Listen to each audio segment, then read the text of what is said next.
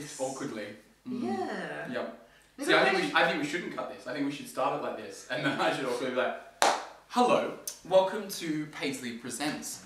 Today's episode is, well, I say today's episode, it won't be uploaded today, let's be honest, we're only shooting it today. But I'm talking to my good friend, Martin Nixon. It's still today's episode. That's true. How have you cut it? It is, yeah, that's true. It's today's in the sense that we're filming it today, but it also will be the days of whenever you upload it. That's true. Whenever people hear those words. Yeah, it's not like when people watch it in the future, the day it was filmed won't have been Wednesday. Like, no, it will always have been filmed on Wednesday. The day they watch it will always be the day they watch it. That's true. So all of you that day's episode, they're going to sort of go, oh, you didn't film this today! Complex.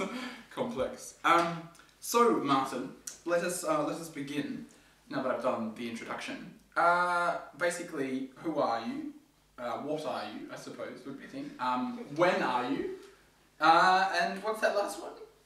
How are you? How are you, yeah. I'm not bad. I'm really busy at the moment. You are? That's yeah, good. I've got a lot of things going on, which is always, I think, a better place to be than having not many things going on. I think, busyness is always good.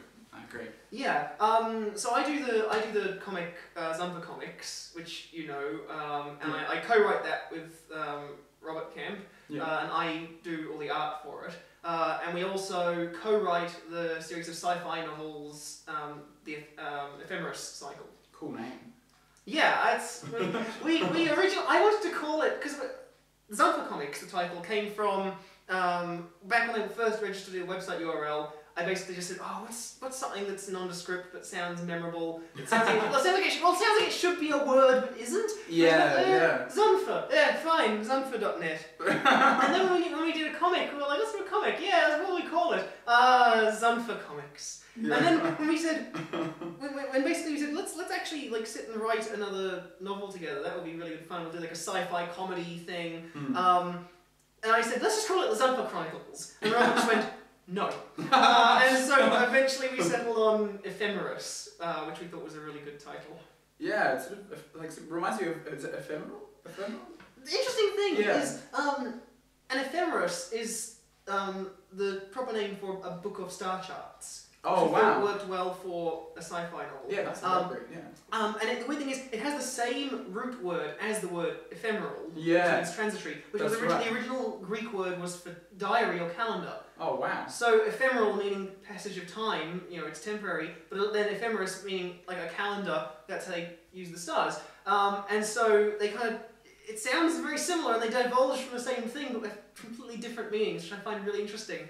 But people always ask that, people always think that. And we lampshaded it, we pointed it out in one of the books. Where we have one of the characters say about the transitory nature of time. And he goes, oh, this lonely ephemeris, and one of the characters says, I don't think that's what that word means. I do not think that word means what you think it means. Yes, basically, channeling that. That's awesome. Yeah, and but my latest project I'm doing at the moment is The Crashing Empty, which is a young adult's novel inspired by. Yeah, it's inspired by the McDonald's events in Tacoma. Oh, wow, okay, yeah.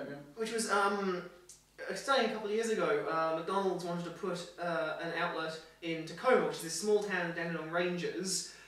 Which is near where you live. Yeah, and it's right on the boundary of a national park. And so it's sort of unspoiled, pristine forest. And McDonald's wanted to put a store there. And so the local council voted on it, and they said no, unanimously. They turned down their planning permission. And a survey went out to all the residents of Tacoma, and 9 out of 10 of all of them, there's not 10 residents of Tacoma, there's a few thousand, but statistically 9 out of 10 said, we don't want that here, because it's noisy, light pollution, it'll create traffic, people will stop going to local restaurants, which is a lot of the local income for people, and of course, it's a national park, it's going to fill it with litter. But McDonald's basically went to VCAT, the Victorian planning body, and sort of threw money at them, basically, until they overturned the council's decision, which is where this whole issue sparked from, because if the council had said yes, I think people would have just said, well, that's just the way life is. But because the council said no, and then the elected representatives, people started saying, well, hang on, why can capitalism and big business override democracy? And that kind of became the cornerstone issue. And I mean, really, the reason why the store has not been profitable by all accounts, because it has now opened. They demolished a building which actually contained some protected indigenous artwork on the walls, but they kind of did it before anyone could do anything about it. That was in the papers, so that was at least kind of recognised as not a good thing. But it's apparently, I can't say for the figures, but apparently by all accounts it's not been very profitable so far. But that's not really the point. They're going to keep pushing it because the point is they want a foothold in the whole Dandenong Ranges area, because they want to obviously keep expanding. I mean, that's just how, the sort of Ayn Rand unfettered capitalism. Yeah, it's amazing you made that quote or reference, because I now know so much more about all that stuff because I watched a brilliant BBC documentary called that there was a famous novel written in I think the 60s or 70s called Machines Being Watched Over by Love and Grace, which was inspired by Ayn Rand's, the first novel which was turned into a film, which was called Atlas Shrugged. Are you thinking? Oh, that's the most famous one. That's the only one. Oh, really? I thought there was one other one with the something. You remember in it, the tall building about the architects, and the whole thing became the framework for Silicon Valley and everyone. Possibly objectivism was her whole philosophy. Doing everything selfishly. It was the sort of the highest. Really. Well, almost, the highest morality is self-preservation. Which seems like almost a contradiction in terms, doesn't it? The thing is, as a teenager, I got really into... I hope that every teenager had an objectivism phrase. And I really hope that, because it is an awful philosophy. I'm a capitalist. I think that you should go out and be able to do work, receive pay. But unfortunately, that's not what modern capitalism is because of greed. Yeah, it's more exploitative than that.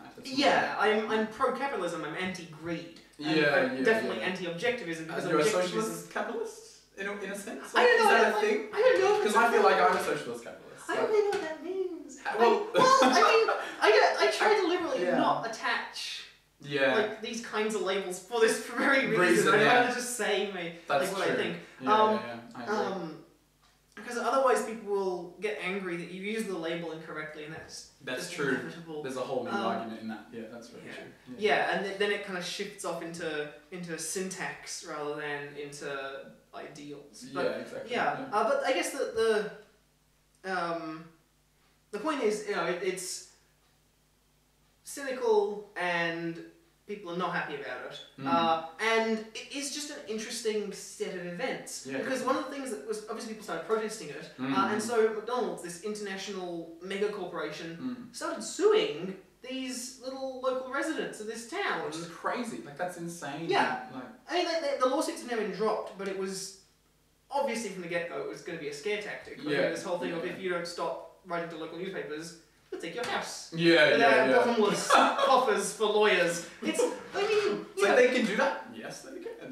That's terrifying. Yeah, it really is. And so I basically figured, what if you just took these my main characters in the book, which are these two teenagers trying to just sort their shit out, basically, and figure out their way in the world. It's not dystopian, or it? Oh no, it's set not in reality. It's set in a fictional version of reality. So an alternate. So basically, so that I can make the story do whatever I want it to do. So if I was basing it on reality, I'd have to stick exclusively to things that happen and get the timeline correct. But now I'd be like, well, what if this had happened? Exactly. I've been doing all that research. I live there. Yeah, it's more interesting as well, isn't it? To create a kind of alternate it gives you much greater authorial control. Which is what I'm after. And basically, I figured what would happen if these kids were sort of in the middle of this, and when the outlet was built, one of them, in a moment of frustration, threw a brick through the front window. Right, okay. And so then the whole book is about who's going to sort of fess up. Who has got Because then one of his... To Kill a Mockingbird. It's like a classic. It's like a Australian country classic. The brick is symbolic of some kind of... That's the thing is I've got here... Yeah. Oh, I'll show it in a moment. I'll finish the plot thing first because, it's all about, who has more scruples. A teenage boy or this international mega corporation. Yeah, right, okay. But it's funny you should say about the brick because one of the things of the brick is for... I'm running an Indiegogo campaign to try and get the book funded. Cool. So we are going pretty well so far, but we really need... I will link that. Support. Yeah, just as a plug. Yeah. But one of the things you can get as well as a copy of the book is... Is this a gift? Is this part of like the thing? Or... Yeah, well, this is you can get this from the Indiegogo fundraiser. You can get a plush brick. Yeah, that's amazing. Yeah, my that's friend. So cute. One of my friends who's a puppeteer makes them. Look at that. And you can't. I mean, if you throw them at a window, they just bounce off. It's child friendly, people. Yeah, they're actually very cuddly. Go on, like. Oh, they are. Yeah. I think making a plush brick, I think, is a very nice sign of a symbol of peaceful protest and the importance of it. Yeah, that's cute. It's almost like a traffic light on either side. That's what it reminds me of. Oh yeah, I can see that. Kind of, Well, it's meant to be like, that the bricks have got the holes. Yeah, with the mortar in them. Yeah. I should have guessed that. So if you buy like 100 is there a reason of them, it has a face? it's happy. Oh, okay. It's a happy brick. Yeah. Oh, that's good. It is. Yeah. It's been... Or is it a moustache? Looks like an Italian brick if you look at it at certain angles. If you had like another mouth beneath it, No, it's like it's got a cute mouth because it's nice really and it like wants it. hugs. So that's which not many bricks do, really. No, not really. And so I figured that's quite nice. It could double as a pillow. Exactly. It is. It's nice and soft and squishy. And if you buy like 100 of them, not only would that almost fund the whole campaign, but you could just stack them up and build like a big plush house from them. And it would just, the whole house would be so happy because the bricks are all just cheerful. So happy and soft. Yeah. As well. Yeah. Maybe what if it rained though? Would it be like... Probably smell. Right. Okay. But you think it would hold together? I definitely. I can't. If you stitch them, I couldn't. So instead of mortar, it would be. I don't want to condone it, but I do want to say you absolutely should do it because then it will really go a long way to funding the book. Maybe if a lot of kids in like a whole neighborhood, like a block, I'm saying very American, but if they all got one, they could get together and make happy brick cubbies. You know, they used to make like hubbies in your lounge room and stuff like that as a kid, like I can blankets and like a blanket fort. I can see that. I think that would. It's all about, the whole book is sort of about community, so I think that's a really good image, in fact, to purvey. Was there anything with this particular book, was there anything that like inspired you? Like for some reason I'm thinking of, even though it's set in an alternate reality, I'm thinking of like the Day After Tomorrow or kind of... That's a lot more of like an action-oriented thing. This is much more, if you like things like The Fault in Our Stars or The Perks of Being a Wallflower, it's that kind of genre. More of a coming of age sort of story. I think so, in many ways. It's, I basically wanted to take this story and put all the things that, teenagers especially are kind of dealing with in today's, world that they're growing up in, which is different to the world that you and I grew up in because now there's the internet and a lot more information available. So I wanted to do it about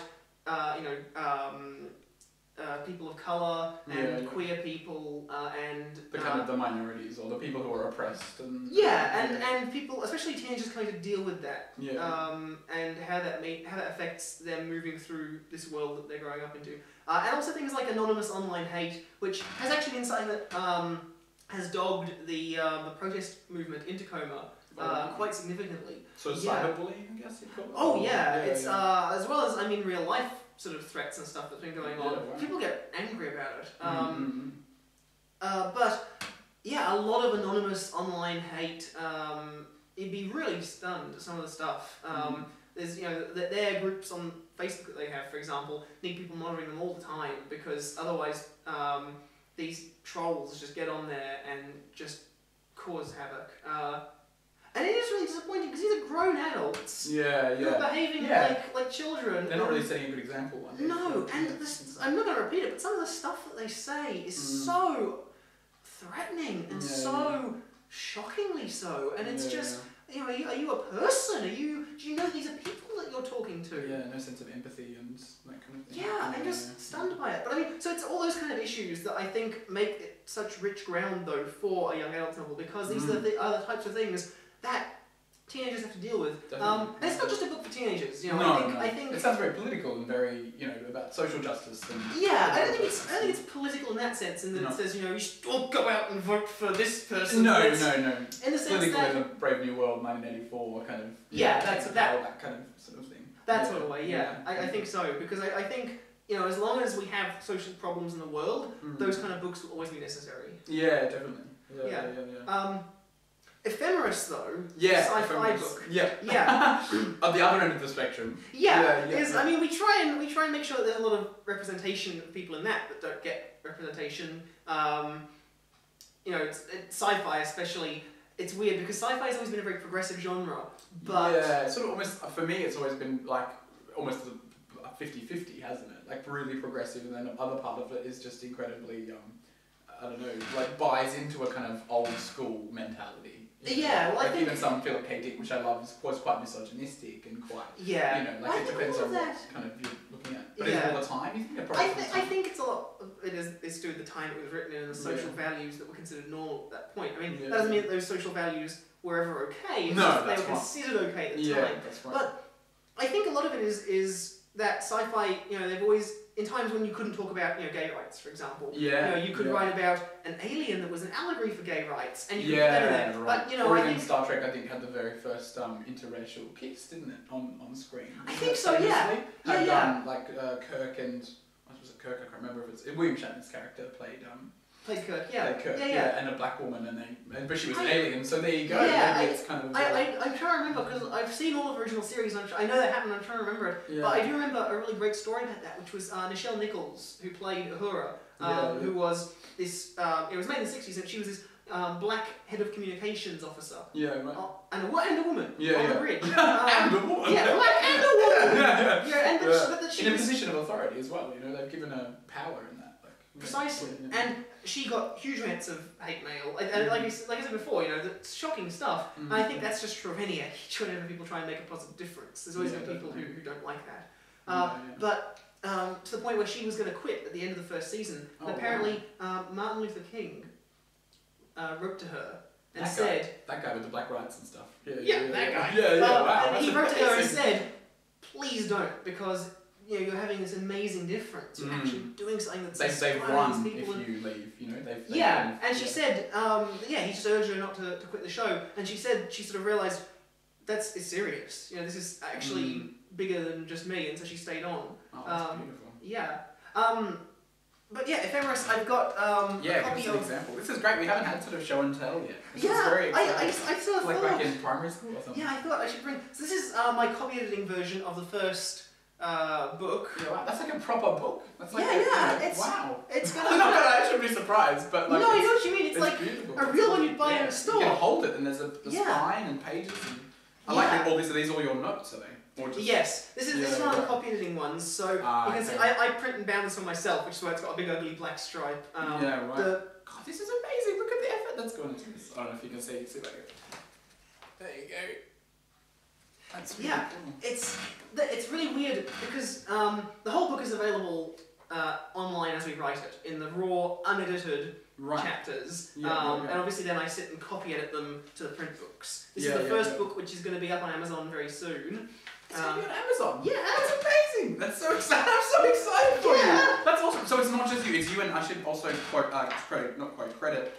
Is it Ross? Yeah, Robert Camp. Robert J. Camp. He's your friend who wrote them. Yeah, he co-writes the comics with me that I draw, and we co-wrote all the Ephemeris books, which we still are writing. This is the first one, so you can see I've got sticky notes all over this. This was one of the last passes of copy editing, where I had to print it off and go through and read it, and every time there was an error, I would mark it and then fix it on the digital one for the actual print versions. But I'd already done that, by the way, with a print version, and gone through and marked it all up and made the changes. Then I printed that one off, and you can see by my sticky notes, there's still... So many. Look at it all. That's crazy. Yeah. So I love they're all gone now. your quote here of E. Cummings. Can I read it? Sure. It's a great quote. It says, Here is the root of the root, and the bud of the bud, and the sky of the sky of a tree called life, which grows higher than soul can hope or mind can hide, and this is the wonder that keeps the stars apart. That's a beautiful quote. I know that as well. I'm sure I've heard that in something before. And I mean, I know it encompasses, but I think I've heard it quoted in something else as well. Oh, maybe. I don't know it being used anywhere like distinctly to my way. They probably have. It might actually be a play. There might be a play that like part of that, because I remember Root of Root and Bud of Bud being in it. Yeah. Well, I mean, E. Cummings is, I think, one of the great poets. Yeah. That was I used one of his poems when I proposed to my fiancée. Oh wow! Yeah. Oh, amazing! That's so beautiful. That's really cool. What did you have to tell me now? What did you say? Yeah. Hang on. Let me remember. I'll see if I can still remember it. This is so cool, man. Since feeling is first, who pays any attention to the syntax of things, shall never wholly kiss you, wholly be a fool while spring is in the world. My blood approves, and kisses are a better fate than wisdom. Lady, I swear by all flowers, don't cry, for the best gesture of my brain is less than your eyelids flutter, which says, we are for each other. Then, laugh, falling back into my arms, for life is not a paragraph, and death, I think, is no parenthesis. Wow! Oh my god, that's gonna be one of the most like intellectual, like, you know, flirty things. That's really cute. I love it. I also it's kind of a weird story. It's better when she tells it because it's better from her point of view. Well, I will interview Laura as well. It'd be really interesting when she gets back, because she's overseas. Yes, she's at the World Championship of Performing Arts, which has just finished up the other day. Huge deal. And she won a whole bunch of medals and awards, including Champion of the World for Best Original Composition. Wow. Yeah, so that's amazing. Yeah, the piece she wrote for and performed for cello. Is apparently best original composition in the world this year. That's mental. It's ridiculous. She's in LA at the moment. Right. For the competition. It's just wrapped up. She's there for another week, doing some acting things. So she's really getting into her acting now. Yeah, that was she did some monologues as well as music. Yeah, I saw some photos on Facebook, like one of her as like on death row or something. Yeah, one of the monologues. Just for people who don't know, we're talking about Laura Burns. Who is a cellist, composer, and actor, who people might know from the Doctor Who Series B fan episode. That's right. That I directed, that is up online, and we have. I'll link that as well. Yeah, there's so much in the link. Yeah, well, we've been working on the second one. We've been filming the second one for ages, because the first one we just filmed in our backyard for fun on a weekend. It's very fun. And then we sort of said, we could write like a whole series of this. Yeah. And we sort of went, and then we sort of went, we could write a whole series of this. Yeah, exactly. Yeah. And so it always starts as a joke, and then you're like, let's actually do it. And so the second one, we're actually filming sort of properly. That's why it's taken a while, because things like this novel happened, things like the World Championship of Performing Arts happened. Just, typical. Novels, World Championships in LA, just always getting in the way. Yeah, it's unbelievable. You guys are smashing it then. What a power couple. Yeah, it's a bit like that. I always think of it, oh god, where were these people who, it's just like, yes, we're going off and doing all these things, but I think it is the best way of doing it. Definitely, it's sort of almost like a, because I've always longed or kind of, aspired to have the kind of, if I was ever in a relationship like that, I would like the kind of Amanda Palmer, Neil Gaiman, relationship, and it's almost kind of a bit like that. Yeah, in many ways I think. There's my friend Amber, who wrote a blog that we hosted on Zunfa, and it's still up there. Back when we tried to go for like a whole kind of team dealio, like with lots of contributors and people, because we realized, Robert and I realized, we know all these people who do all these really cool things, and we want to pay for their bandwidth. It never kind of panned out. That's cool. in a weird way. Not because of anything personal, just because of the maintaining the site and the amount of work involved. But Amber's stuff is up there, and she coined this term I loved, which was, she said, because she wrote about being queer in a very hetero suburb. And she said the lesbian merge. It's when two women start dating and then just kind of slowly said, you adopt each other's cats and you start living at one house and you slowly become the same person. Really? And then realise you hate each other. And then you There's no other alternative. Then you have to painfully de-merge. Yeah, right. And so I was always worried that regardless of whether I was in a relationship with a man or a woman, that we would lesbian merge. Yeah, and so I'm always very glad that Laura and I have been very independent people. Yeah. Because I feel like that, especially because we've got all these projects and we do very different things, but they complement nicely, and so I'm always really thankful for that. Yeah, definitely. Yeah, you are so much your own people, and you do have really different skills and different interests, and a lot of it crosses over, of course, as well, which is amazing. So many interests and passions, and even just you like so much of the same stuff.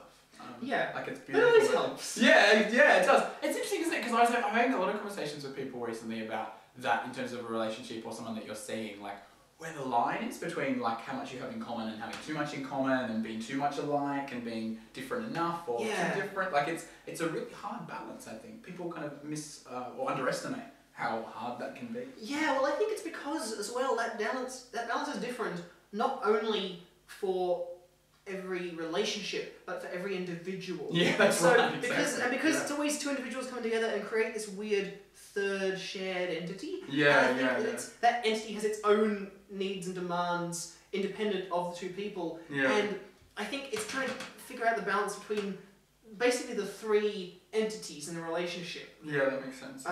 Which is actually, not to get too spiritual about it, but Richard Alpert, aka Ram Dass, who's a spiritualist, he wrote a lot about this, and he wrote a thing, I can't remember what the title of the article was, but he wrote an article specifically on this whole thing of the third entity in the relationship, which is the relationship itself, and he talked a lot about that balance, and rather than try and repeat it here and recycle, because it's easy to sound intelligent when you're parroting intelligent people. That's so true. That's my shtick.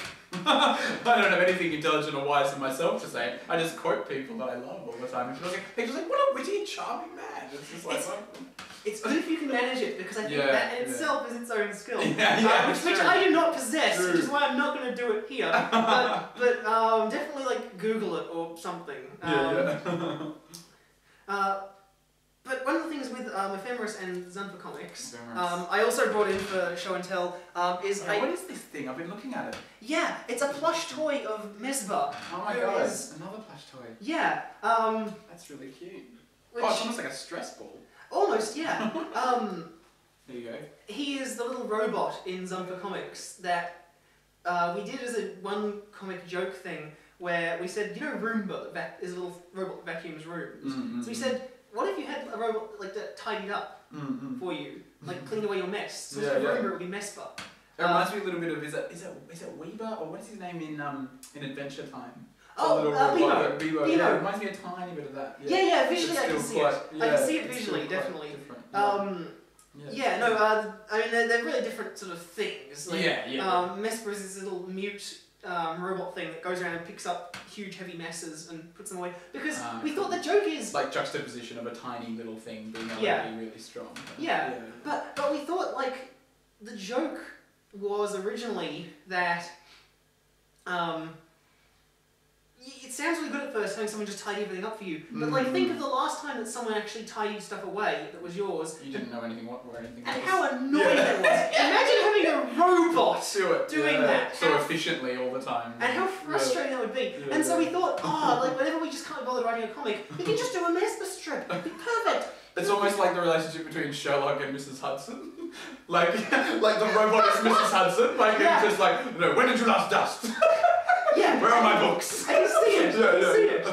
But the thing is, we found writing silent comics was far more difficult. Yeah, I can imagine. Because how do you convey that joke? So basically, Mesbah's existence is now because it's difficult coming up with always when we've written something that's just a conversation. Often I'll get to the drawing stage and realise what we have here are three funny paragraphs, Yeah. which does not a comic necessarily make. No. It needs I love the way you structured that sentence. Doesn't a comic necessarily make, like Yoda? Yeah. Well, no, I know yeah. what you mean. Yeah. Like it's a great idea, but you've got to be able to make it we normally accessible catch that. We and normally catch that because we are quite, we've done what we do for a long time, and we have figured out how to do it mostly. Yeah. But it is helpful to just have. Oh, I can have them sit on a couch and have this little robot do a funny thing in the foreground, and that's basically what Mesba does. And in the first Ephemeris book, because Ephemeris cross-pollinates a lot of our sort of ideas, I guess. Yeah. And we have Mesba as an entity, as a visual design. With that name, not mentioned by name, but he shows up in Ephemeris visually as a completely different thing. Interesting. So it's sort of like meta, like things fall into each other, and like there's a bit of cross. A little. I think of it more like different like referencing continuities. All the different continuities. Like the Marvel Comics universe is different to the Marvel Movies universe. And in Transformers they've got the original 80s cartoon, and then like the movies, and then like the modern cartoon. They're all called Optimus Prime, they're all different. So it's like this looks like Mesba, but it's not the Mesba of the comics. The main characters have got the same names as the comic characters. And they're completely different characters. In the comic, we named them after ourselves because we were lazy, but they've got different surnames. Their names probably work better for them than us, we've realised. But, it's things like, in the comic, and I always have to correct people on this, because in the comic, the character called Martin is a giant douche. Like, he is a huge, bigoted arsehole. I hope the opposite of that's the thing. And Robert of the comic is this sort of cruel, Machiavellian person. Maybe are you living vicariously through these characters? Maybe a little. It's like in that fun, almost actor way. You're nothing like them, but it's fun to kind of create. If I was going to be a dick, I would probably be a dick like this. Spectacularly. And it's like if Robert was going to be a douche, he'd probably be this douche. It's like whenever we have something where they're really like, especially the character of Martin, we deliberately made kind of homophobic. Which obviously, as a queer man, I hope I am not. So. I hope I'm not. You can be bigoted and still a minority. It's a cultural and societal thing, as well as just being, I don't like you because you're black or whatever. You can't perpetuate these cultural stereotypes. Almost like without realising it. Because it's a culture we've been born into and we grew up through. I've done actually a series of strips on the Zumpa website that's just wrapping up now as we're filming this, called Society Squad. And it's a hopefully funny sort of look at, I thought, nowadays in comics, most superhero teams are, because of when they were created back in the 30s, are a bunch of white dudes, maybe a woman, and an alien. And if you're lucky, a black guy, and they might know a gay dude. I sort of thought, nowadays comics are playing catch-up to try and get up to speed on accurately representing our world. And especially Marvel is getting better at that. I think we're definitely making strides. There's a long way to go, but that's not to talk down the steps we have made. But I sort of thought, what would it be like to create a superhero team the other way around, where, to start with, what would be a good dynamic to represent as many of these people and minority groups and issues as we could in an interesting way. And in as compact a way as possible as a superhero team. And I started thinking about that, and that's where this idea came from. So, it's a comic with, I made a young black guy, a non-binary transgendered person, and there's also a straight white cis guy in there, but he's in there. I talk about this in one of the annotations for the comic, so I won't get into it too much because I'll just hijack everything because I'll talk for hours about it. It's fascinating. Because he's not just in there to have like the token straight white cis man, although in some ways maybe. But it's kind of like, it's like that argument of like, even we have to be part of the conversation in a way. Is it symbolic of that? Yes, because that's what part of being progressive is. It's not like, you know, it's not like white people, you can't talk about black people, and straight people, you can't talk about gay people. No. Everyone needs to be part. Yes, it is absolutely that. Yeah. And it was trying to make him a good ally, because in terms of, you know, LGBT people especially, there's a lot of talk about what makes a good ally, and, you know, don't hijack the conversation to be about you, and, you know, I sort of thought... Because you become as oppressive, don't you? Or maybe just as now. In different ways. In different ways, you interrupt that same conversation. It's like this whole internet phenomenon just recently of the whole, you know, not all men thing, where it's like, yes, we know it's not all men, but it is a thing all women face. Yeah, that was a really good turnaround. Yeah, definitely. And so I really wanted to create a character in that world who would be there as an ally, and he almost becomes a bit of a non-character in a weird way, and I think it's like, as an ally, so he should in that conversation. Yeah, right, that makes sense. Yeah. Because it's not a conversation about him, but it's one that he can take part in and assist with. But yeah, it's called Society Squad. It's on the Zumper site at the moment. Link that as well. Well, I think I already said that, but yeah. Everything, I'm just, trying to remember all the things. Links you'll send me all the things, I'll make sure that all the things go up there. That's amazing. So wait, we've talked about Ephemeris. Yeah. And we've talked about, so this is the book Ephemeris that is currently, you said online? Yeah. People can read it online? Yeah. But then it's also going to be on Amazon. Yeah, to be hopefully ordered, pretty soon. to be able to be ordered as a book. Yeah, you can have a physical book. It will look a bit like this, but it'll look nicer than this because I ran this off and bound it myself. It'll be professionally printed. It'll look like one you got from a store. Yeah, it's so exciting. Have you even thought about, as a kind of a thought, because I used to be, we can have a whole other conversation about this, but I used to be a really big fan of Alex Day, and I was quite into, the kind of YouTube community. Yeah. But I was thinking of of John and Hank Green, because they have DFTBA.com. Yeah. So have you thought about maybe going through them? Because this seems like a pretty up there kind of alley thing, because you've got the comic side of it, but then the book side of it, and I don't know, just as a thought, and then you can have the merchandise as well, and you can sell it all on there. Well, I mean, it's not something I've looked into specifically, but I mean, that is definitely a good idea.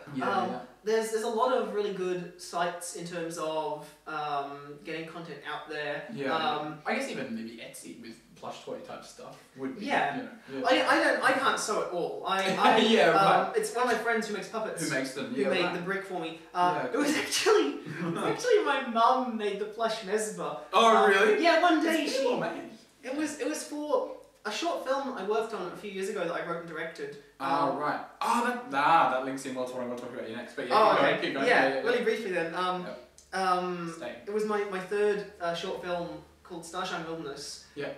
It was a cool name. I really juvenile, cute, geeky science fiction way. That's kind of what the film is in many ways. It's got very much this kind of art style. Like when we're in space in the film, I painted that type of night sky as the night sky, and it's blue screened in behind them instead of the inky blackness of space. But we were on set and we were filming. It's a scene with the main character and his son in the son's bedroom. And my mum turned up and she said, "Look, I've made a plush Mesba for you to put in the film." She's so cute. Yeah, she's lovely. And so I just put Mesba, this plush Mesba, on the pillow of the character's bed because the kid and his dad sit down on the bed to talk. But the best thing is in the take I end up using, as the dad sits down, just his weight makes Mesba topple off the pillow, and he picks Mesba up and sort of brushes the dust off him and just kind of puts him back on the pillow. And he keeps talking, and it's a good little moment. I mean, yes, and I noticed that in editing, but watching it, I was just like, oh, that's so good because it's referencing my other thing I do. yeah.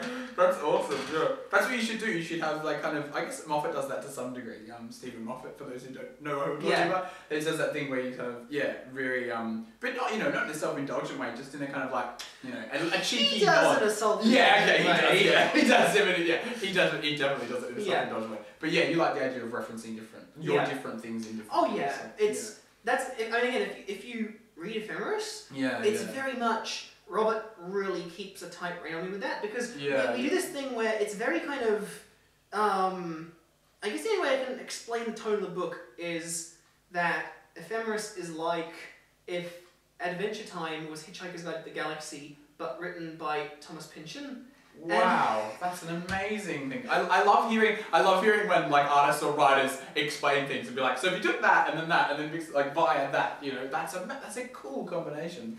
That's really cool. I mean, I love Hitchhiker's Guide to the Galaxy. I'm like a fanatic, you know, especially of the original radio series, which I think is like the superior. Like I love the books, but like anytime I meet someone who's only read the books, I'm like, you're missing out. Like you need to read the radio series. I've got a book of all the scripts from the radio show. Oh, that's it's beautiful. So we cool. should do it.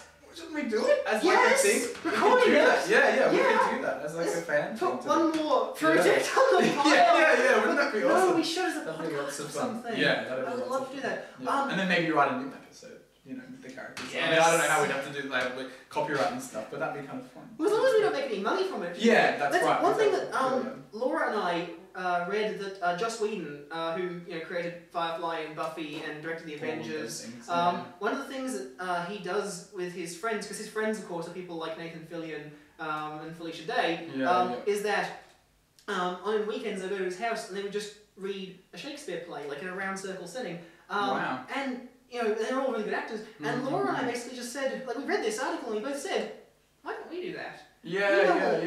90% of our friends are actors or weird creative people. We absolutely should do something like that. Yeah, and it's like that. We definitely at some point should do this. Yeah, I love Hitchhikers, so I think I was saying to a friend just the other day actually that it's probably my single most favourite like audio theme. Like as in music aside, but any kind of like it just for me I never, and maybe also because when I discovered it at that age and everything, it was such a formative age for me. Nothing, before or since, it's connected to me on every level so much. Like it's so philosophical, it's so funny, it's so dark, it's so serious and moving, and like it's sort of everything that I personally would ever want out of kind of literature. And as well as that, for me, it's so much about, which for me art is all about, like why you make something. Hitchhikers is so much about why, not just what or how or when. Like it's so much about why. Yeah, I mean Douglas Adams. Incredible. It's a genius. Absolute genius. Yeah. Like no one else really. Like I can't think of anyone. The only person I think that comes kind of close in that kind of really meticulous. And I think who I'm about to say is probably Terry Pratchett. People often say he's like the fantasy equivalent, but I don't think Pratchett was ever as in depth. No, I honestly. I'm not a big Terry Pratchett fan. Me neither. No. I don't. And I get in trouble for saying it. So do I. Because the thing is, it's not that I don't think he's bad. It's just. No, I love the worlds he creates and stuff. But it's just that I sit down and start reading one of his books and I just think there's just so much of this. I mean, and that's the irony is I mentioned Thomas Pynchon before, and I love Thomas Pynchon for precisely that reason, that his stuff is huge and complex and ridiculous. And that's what I was originally going to say, was I feel like in many ways that's also true of Ephemeris. In that we try and tell a sort of a serious story about the nature of many things. It's all, I think the central theme to me is about fate versus coincidence. But we want to wrap all this up in a silly book about bananas and flying cars and monsters made out of curdled milk.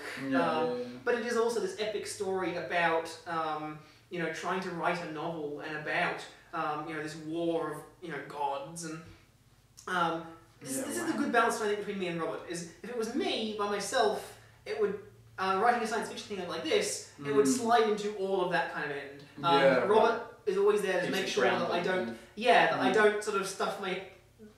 The book doesn't get its head stuffed too far up its own bum. Okay, that's but cool. we do both love doing that thing where we basically toss a joke up in the air we toss a brick up in the air. The brick joke goes up in the air, and then 20 chapters later it'll fall down and cause the punchline to something else. And we love doing that kind of thing, and so we've deliberately tried to make a work that you have to read twice. I see. I like that. I like when things are layered and things are. It helps having time travel in there. There's spoilers. There are some things in there where you read it and it's like. But it's in 3 books' time. I probably will start to make sense. It'll kind of come back to you. You'll read something in like another book and you'll go, oh, hang on, pick up the previous one and flip through and go, oh, and then that's the punchline. That's really cool. I really like that. So that's in terms of Ephemeris, which is the book, and this is available online. you said, which I'll put the link in the description. But it's also going to be published through Amazon. So they do it themselves. How does that work in terms of? Well, basically, it's they print books on demand. Yeah. So instead of ending up with 10,000 books in my living room, that I might end up with 10,000 books in my living room forever. Instead, whenever someone buys one online, they print one and send it out. I think it's just a much better way of publishing. Yeah, that's really good. Rather than, as you said, rather than having hundreds and thousands of books in your room or whatever that you can't seem to sell to anyone. Yeah. You're not losing any money. Any money that you make, you're making, and exactly. There's a market for it. Yeah. The only reason I'm using Indiegogo to fund The Crashing Empty, and so I don't really know. Is Indiegogo kind of like Kickstarter? Yeah, it's that kind of thing. It's that type of thing. The reason I'm using that to fund it is that because I'm going to handle distribution things as well, and so I need to kind of get the money up front because I need to actually sit and full-time write this novel. Right. Cool. So I need to be able to kind of live during that time. Yeah, that's good. I actually thought about a few different projects of mine that I wouldn't mind. Doing Kickstarter and stuff like that. I don't know. So I feel like it takes a lot to, firstly you have to sort of structure the idea so that it can be very accessible and people can see like what you're about and what you want to do with it. Yeah. Because I've seen a lot on there that are really like vague and broad, and you kind of say, well, no wonder people aren't giving them money. They have really no idea what they want to do in the first place. There's a very deliberate art, I think, to doing them successfully. Yeah. And obviously as well giving people good incentives. I think that's quite a thing, isn't it? Like obviously you have the plush. Wonderful things like physical books or plush bricks. That's right. Yeah, it's really cool. I like that you have so many of these things. I kind of want to talk about though as well, just because I'm not sure what I've covered and what I haven't covered now. I'd like to ask you. Fear everywhere. Yeah, exactly. I think that's I'd like to. You. It's causing that issue. That's fine. No, it's really good. I love that you're so vivacious. So you studied film and TV at UCA, was that right? Yeah. So what made you decide to study film and TV? Basically, ever since I was probably like 6, I knew I wanted to make films, and that was what I wanted to do. Yeah. And then I got to film school, and I went through 3 years of film school, got my degree, which were 3 of the weirdest and best years of my life, and realised I don't want to make films. Yeah, right. What I want to do is tell stories, and the way I want to tell those stories is through making comics and writing books. Yeah, right. Because writing and comics were things that I just sort of did for fun, and I realised I love film and I love making films, but I also really don't have the vim, I guess, for making films. Yeah, it's such a thing where you really need that specific thing, don't you? You really need that. There is this sort of indefinable like quality that you have to kind of have, and I don't think I have it in enough measurement. Like I think I've made a number of short films, and I'm quite pleased with. Sorry, I've made a number of short films, and I am really pleased with them. And like I said, I'm working on the Series B at the moment with Laura. But I mean it's a completely different beast. It's the whole world that you have to operate in film that I'm not cut for. Whereas I feel almost like the sort of the because I feel the same like as an actor or someone who acts. I feel the same way about theatre. Like I love acting and I love projects and I love even though I kind of fancy myself eventually as more of a writer director and sort of documentary filmmaker. Like that's more my passion of facilitating other people's talents like this. I still really love acting, but the part of theatre that annoys me so much is the kind of the cliquiness and the community and the kind of it can be a beautiful community, but it can also be a very segregated and insular and self-indulgent and painful group, I think, kind of, create and and I think it's not necessarily the same problems, but there are just things about working in film that a lot of people love and thrive on, like the sort of the stress of it and the way you have to go about getting your things made, which just I always look at it and think, I could do that as a film, but it could also just work as a comic or as a book, and I am capable of creating that much more easily. There are some things there I would like to make more films. Like don't get me wrong, there are things out there, there are stories that I would love to tell that I've got kicking around in here that would only work as films. Would only, and I definitely want to go back and make them because like I said, I love making films, but I also don't like having to make films. If that makes sense. I think a good example. Having to get films made, I think, is the.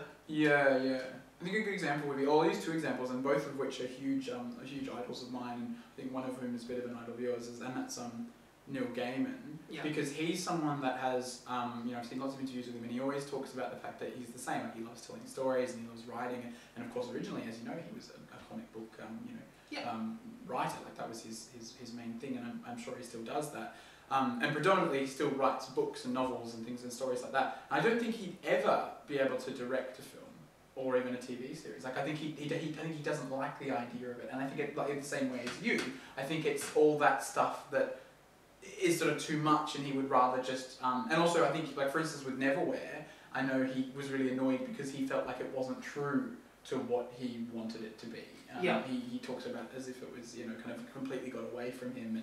And Stardust actually is one example where he says he's really, really happy with Stardust. He thought Stardust was amazing, like a beautiful, adaptation and the best it sort of could be while still being an accessible Hollywood film. And I must admit, I loved it. I really enjoyed it. And everyone I know who's read the book really enjoyed the film, and everyone I know who hadn't read the book really enjoyed the film. So I think that's a good example, when people, fans and non-fans alike, could really enjoy it. It's nice having the option. One of the things that someone who I went to film school with actually said to me was, I was talking about something to do with comics and telling stories, and they said, but it's different because you can go and make a comic and tell your thing. I can't. I make films. That's what I do.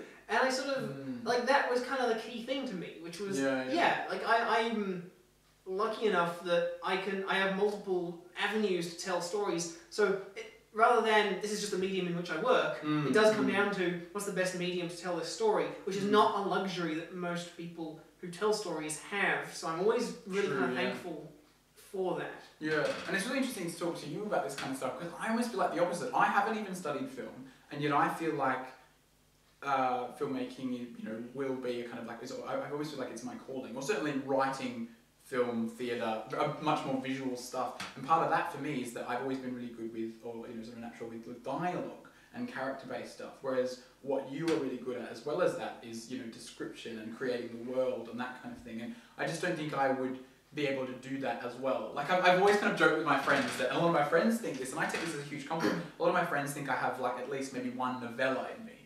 Like one day I'll write a sort of Catcher in the Rye or something. When I'm in my 30s or 40s, and I love the idea of that. I really like. I would read that book. I think it would be ridiculous and interesting and stuff, and it would be such an amalgamation of different things that I love. But at the moment, I almost like a novel is just such a huge deal. I can't believe. The thing is like it's such a intimidating thing for me. Very intimidating. I know exactly what you mean actually, because like especially when you start out writing, you pick up like a book from any book from a shelf and you kind of flip it open and you realise there's a lot of words and a lot of pages in here. It's a novel. There's a reason. But there's, I think this is why it's really important to learn story structure, and this is one of the things that like I absolutely nerd out over story structure. Me too. I remember reading Stephen Booker's book, The 7 Basic Plots. And I love all those books and Vogler and of course Hero of a Thousand Faces. Although gold standard. Interestingly, William Goldman, who wrote The Princess Bride and stuff, he says a lot of things. I watched a brilliant, my biggest idol, Stephen Fry, as you know, did a really great documentary called Planet Word, and there's a particular episode that he does about that, which is all about storytelling. And he interviews William Goldman, and Goldman says about the fact that it's funny how people say that there are all these different kinds of plots or different structures of storytelling, because at the end of the day, like no one really knows anything, and the rules to some degree can be thrown out the window. That's the thing. And this is what William Goldman does exceptionally well, especially as a screenwriter. Is that if you read any of his screenplays, all the standard things that you kind of have to do to make a screenplay that works, he just completely ignores. But it's because he understands that structure and he knows when to violate it. He knows when to not adhere to it. It's not like anyone off the street can come in and have a very meticulous so knowledge. when you start to, and this is one of the things in the Indiegogo, I'm talking people through the process of writing the book as I'm writing it, which is a really interesting thing to do.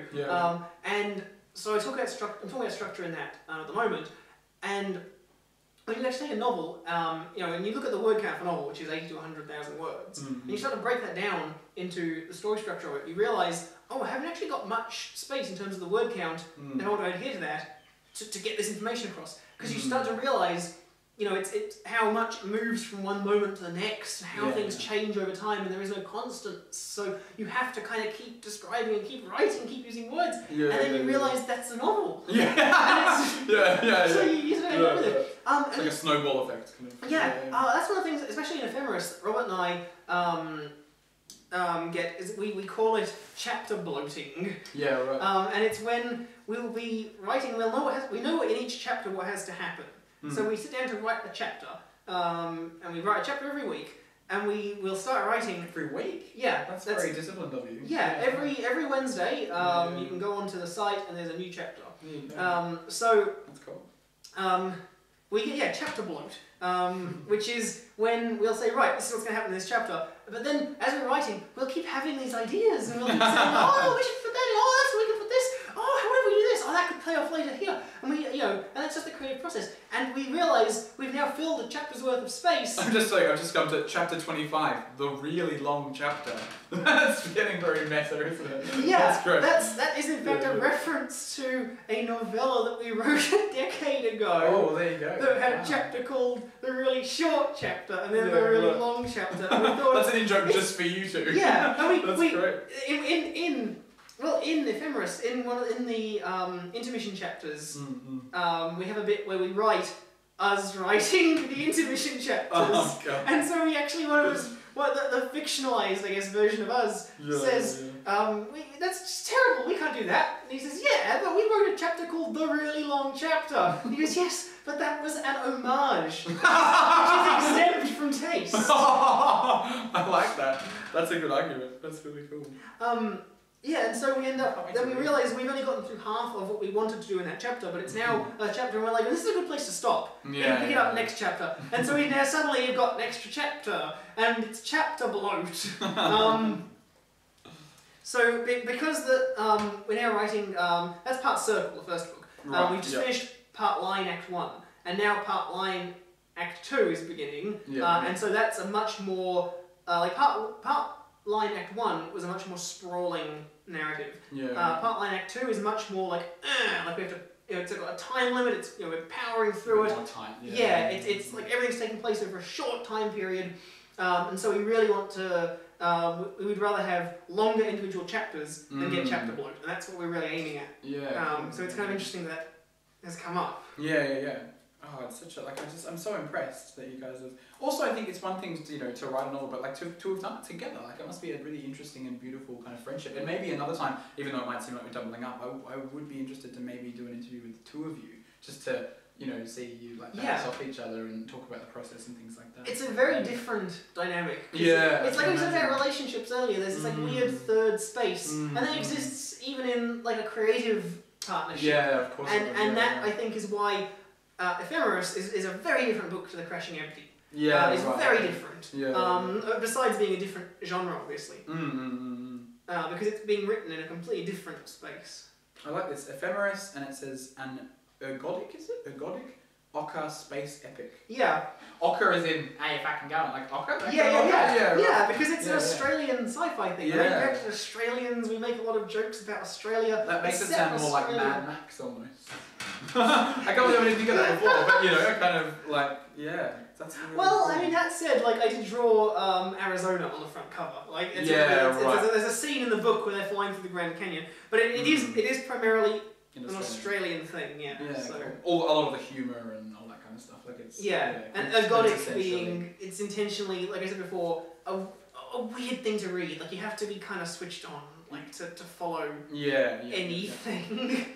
It's not just an easy read. It's meant to be layered and. I mean, I think you can pick it up and just read it very lightly and you enjoy it. But I think, you could easily read it either way. And I think that's what we really tried to do with it. I feel the same similar way that Hitchhikers, in the sense of a lot of people read it and just think of it as a comedy, and I read it and think, okay, so much more than that. so Yeah. dark and clever and Absolutely. layered and sad. Some parts of it are really sad. Yeah. Like I think one quote from Hitchhiker, and I feel like I say this to my friends and they give me so much shit for it, but I feel like I can relate almost every single thing in life back to Hitchhikers. And there's one particular quote that I love that I almost try to live like my life by, and that's that I love when Arthur Dent is having that conversation with Slutty Bartfast. And he says, and it's so funny that I got. Is this the happy or right? Yeah, Yes. exactly. I know, right? I'm always saying this to people. I know. It's in a nutshell. You know, Yeah, and, yeah. If you were ever gonna sum up Hitchhiker's Guide to the Galaxy, Yeah. that is Oh, the it's plot. the perfect. It's the perfect life philosophy because of how it's structured. Yeah, and just that when he's just like, I'd rather be happy than right any day. And are you? Other than Well, no, of course. That's where it all falls down. So good, and it's so true. Like, Oh it's yeah. so, yeah. Oh yeah. And then even more so, probably in some ways, in a more, very academic, very philosophical way. I love when they finally meet, towards the end of, or sort of like I can't remember if it's the end or the sort of maybe like 2/3 through the radio series where they meet the person who really is in control of everything. Yeah. Who doesn't know. Like that amazing quote where he says, I say things when I think I hear people say things more I cannot say. Yeah. This kind of thing. You can sing to my cat if you like. Would he like that? I don't know. You better ask him. Like, it just doesn't know anything. It's really great. And I think it's that kind of humour that if that kind of humour appeals, I think Ephemeris will definitely fit that niche. Can't wait to read it then. That's really, really exciting. God, what happened? I was trying to think what I've covered and what I need to. You said before you were gonna ask me about the comics because I made a weird comment and then we said, oh no, wait, save it for when. Oh yeah. What was the comic? What was the comic question? It was about my uniform. Your uniform? Yeah, I said I have a uniform for drawing. A uniform for drawing. Oh yes, you do. Yeah. I was commenting about your elbow patches. Yeah. And your which I thought was very Doctor Who-y. Which is why I'm wearing tweed, by the way. If anyone's wondering, oh, he's in a tweed jacket and bow tie, looks a bit like Doctor Who. It's deliberate. I mean, these are my own clothes, and I've had these clothes well before Matt Smith. Yeah, you've always looked a bit like that. It's like the other way around. It's reverse causality. Yeah. Reverse causality. Such a Doctor Who way of explaining it. I love it. But yeah, no, my drawing uniform is it's the most ratty, horrible selection of clothing imaginable. Oh, the sweatpants. That's right. I have this awful pair of sweatpants. I think are women's sweatpants, but I don't care. I mean, there's anything wrong with women. No. So, why is that embarrassing? All women's clothing. I find a lot of women's clothing fit me better. Like I have especially skinny jeans that are women's skinny jeans. Because you, I think, like me, have got sort of wide hips we've and got thighs, childbearing and hips. very narrow waist. If we needed to bear a child, we probably could. I think so. I think so. But yes, I've got these horrible sweatpants, and I have a shirt, like a t-shirt, but I'm not sure if it was originally a pajama top. And Laura can't remember now, so we don't know. And I have my my sort of hockey jersey, high school jumper. Which I got. That's a powerful combination. So you don't leave the house in this, I hope. No, I wear. I've also be got a huge pair of slippers that are shaped like the blocks from Super Mario. Which Yeah, I think right. is very nice. That's cute. And it's because I hunch over a graphics tablet. I'm bent over a Cintiq for like 6 hours a day, and so I just wear that because it's just comfy and warm. It's like wearing a hug. I think that's so great. I think there's also something to be said because I really, especially with people. I think people. I don't know if you can vouch for this, but I think people perceive me as such a kind of like always kind of meticulous, like well dressed person. Very sort of. Oscar Wilde, Stephen Fry, that's definitely your aesthetic. Exactly. And so I revel in that kind of almost Socrates thing where when I'm not out and about or when I'm not being, presentable, I love that being like kind of unshaven and like just feeling so disgusting and I'm just wearing like a t-shirt and a cardigan or something and I'm just like, especially when I do writing. I think writing and drawing are any kind of thing that's really personal. There's something to be said about really reveling in that being disgusting. Yes. No, I think drinking coffee and eating shit. It's a weird thing. I sit and I put TV on while I'm drawing because if it's something I've watched, I can just have it in the background. And I'll just sit there and I'll realise I'm eating a bag of corn chips for lunch. Just awful. I am getting back into running now. I injured my knee because I used to do a lot of long distance running, and I injured my knee. And lost like all muscle definition because I just sat there and didn't change my diet. But now it's been over a year and I can finally start running again and it's just a best feeling. It's That's fantastic. cool. So I'm finally starting to get back into like a decent shape that I'm happy with. That's cool. But I will say, yeah, with my drawing uniform, sometimes, because I own Crocs just for going outside into my back garden, I don't want to have to lace up shoes. And sometimes I'll be like, I need milk or something, so I'll go into the shops in the drawing stuff and Crocs. And no one will recognize. It's like friends it's like a halfway point, isn't it? You're like, it's okay, as long as I go to the shops and I go back home. As long as I get more than 3 items. Like if I can still go through the 10 items or less thing, I think that's okay. I think that's acceptable. I know people, I don't know if I've ever done this, but I know people that, quite regularly will go to like the service station or 7-Eleven in their pyjamas. Like regularly. Yeah. And I don't know if I could do that. I don't know if it sits well with my idea of how I I don't know. Conflicts with your sense of identity. Maybe if I was wearing pyjamas but still a shirt and a bow tie. That's how ridiculous it is. I'd be like this but with a dressing gown over this. Jerry Seinfeld observed that men's pajamas have got like buttons and like suit pockets. He's like, what are you gonna do? Like, what are you gonna put in the suit pocket in pajamas? A pen and then roll over and stab yourself in your sleep. So you can easily like button them and put a bow tie. I think like a flannel. You could. Yeah. I'm it's an odd combination, but you could. But maybe just Arthur Dent and just like a what is it? Go around bath towel. All the time. I'm gonna steal your job because I remember you made a note and I really want to ask this question. Because I mentioned earlier. The Communist Manifesto. I mentioned What? I have it on my bookshelf. Yeah, because that's how it came up. And I really want to talk about it because I think I've got in my head a funny line about it that I want to get out there. Oh, cool. Which was I own a copy of the Communist Manifesto, and it travels with me a lot because whenever I take my Cintiq anywhere, I use it to get the angle of the Cintiq right because the Cintiq that I use, the drawing tablet. Well, because the drawing tablet I use, it's got like 2 settings. Either the little stand is shut away or it's extended. There's no intermediary position. So to get it up to the angle I like to draw at, I have a copy of the Communist Manifesto, which Marx has never been so useful. No, listen, I know. I say to people, I'm very aware of the irony of you literally using the Communist Manifesto to literally prop up my capitalist enterprise. But it was at Christmas. Rolling over in his grave, didn't he? Oh God. One of Laura's friends got us both weird Christmas presents one year, as he always does. And so Laura unwrapped hers, and it was a button that you push, and it makes pirate noises. That's just a button, like a key ringing. That's just to set the tone because she said yours is a book. Yours is obviously a book, and I was like, I don't know, it might be a fish folded into a book shape or something for all we know. So I unwrapped it, and I just started pulling it out of the paper and just started laughing and just couldn't stop laughing, and Laura's going, what is it? What's the book?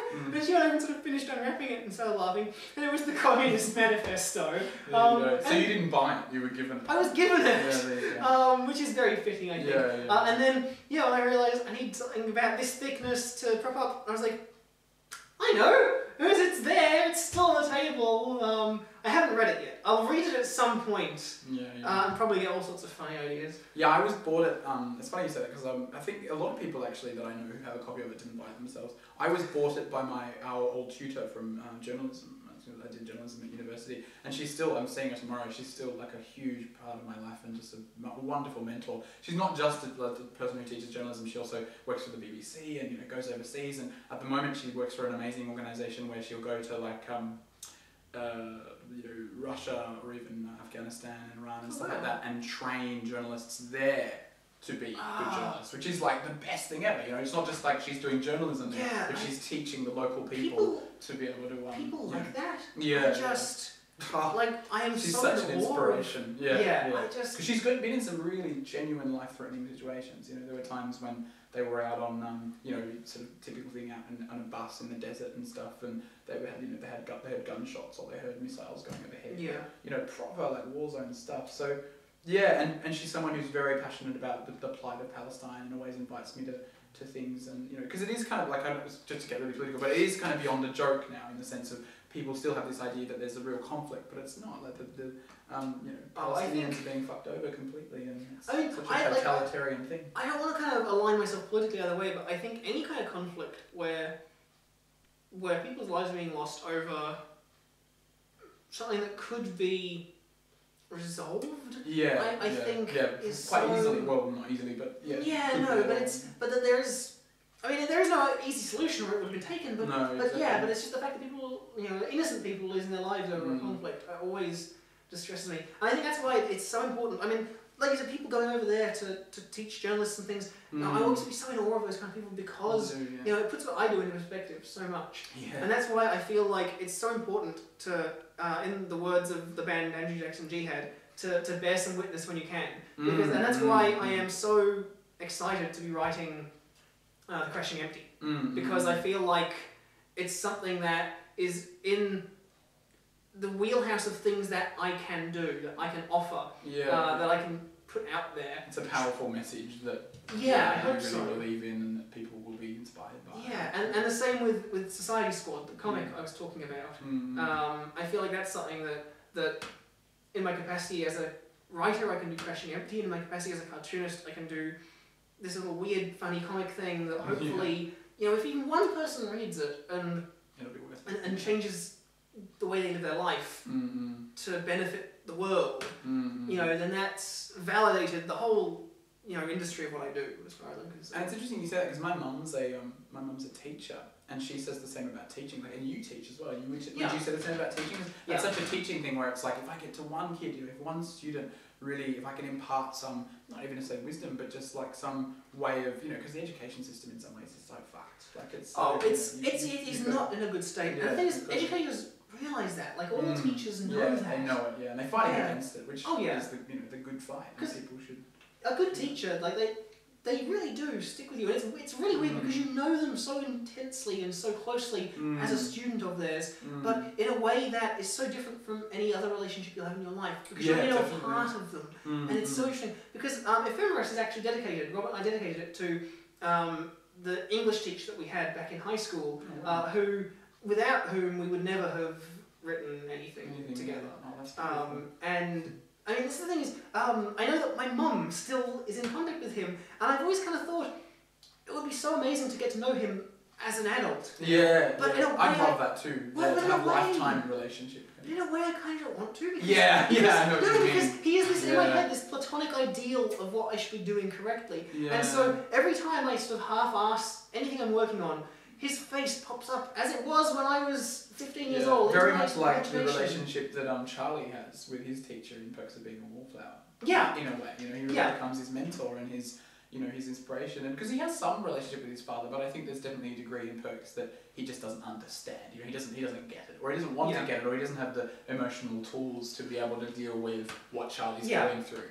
Whereas. Again, it's that third emotion, it's that third space in the relationship that is generated completely differently between all different people. And even with your parents, it's done differently than if you met your parents as an adult. And it's the same with teachers. It is this weird, complex, interesting thing. I think you never really get in any other walk of life.